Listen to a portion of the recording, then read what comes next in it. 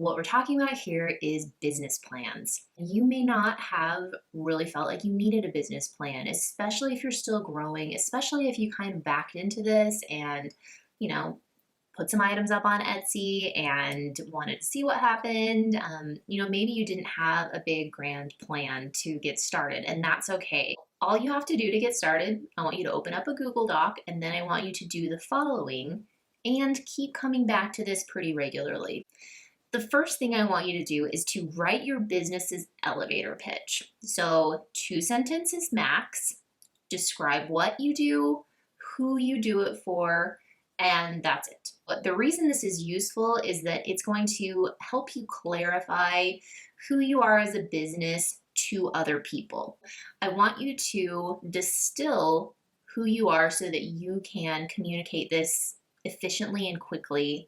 This exercise is actually a lot harder than it sounds, but it'll help you make sure that you are occupying a niche of the market that is specific enough to be unique and to be compelling to your buyers, your potential buyers. But you need to be able to communicate what you do and who you do it for. I promise you it's worth it. It'll make you sound more confident, more polished, more professional as you move forward and find opportunities for growth. The second thing I want you to do is I want you to write a longer business summary. After you feel good about your elevator pitch, write a longer business summary. This can be a few paragraphs. Tell us who, what, where, and when, and the why of your business. Those W's that are all important. So, who is behind your business? That's you. Tell us about yourself and why you're behind this business. Why does that make sense? What exactly is it that you are doing?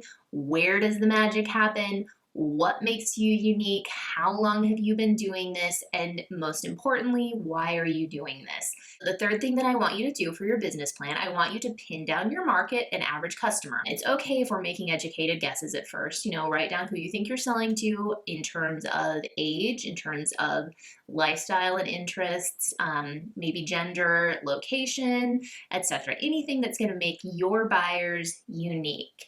This will again help crafting ads and creating targeted social media posts, in honing the voice that you use when you speak to your customers on social media. And it'll also help you pitch wholesale clients, because if you have a good idea of who is going to buy your stuff and you can communicate it correctly, that's what this business plan is. You're writing it down, and writing helps us to have everything that we are thinking, all these ideas swirling in our mind. It helps us to pin them down. And then when you're communicating with a big retailer or somebody who might want to buy your stuff wholesale, you have those phrases that you have carefully crafted, written down. They're in your mind, even if you don't have them right in front of you on a piece of paper.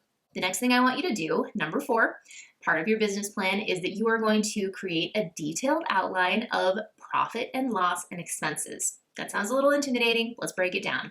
Basically, you need to know how much you are making on a given item that you sell in your Etsy shop, or categories of items, before you can really start running sales smartly, before you can offer wholesale pricing confidently, or even before you can really gauge whether you can, with current model of pricing, you can turn this into a full-time job. What I want you to do essentially is put that information into your business plan about how you're pricing, what you're profiting on each category of item in your shop, your general expenses that you have otherwise, so that you know in general, okay, if I am making this many sales a week, then I am profitable enough to really justify allocating the time to spend on this as a part-time or full-time job.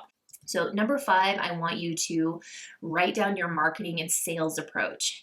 How will people find out about your items? This could include things like Etsy organic search is one category of that marketing plan, or Etsy reviews that you have chosen to share on your social media pages, or paid Facebook ads. The last thing is a plan for your growth. And this is always the part that intimidates me the most. I'm sure that I am not alone. I know that I'm not alone in this, but this is where I want you to dream big.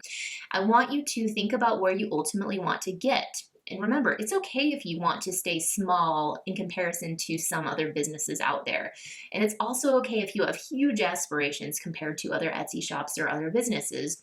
I want you to define what you want in the big picture, what you would say you wanted if it were possible, because the likelihood is that it is possible if you take the right steps to get there and you follow the advice for growth from people who have been there too. So if you follow these steps, you're gonna have a pretty robust business plan. Happy selling, and thanks so much for joining us today.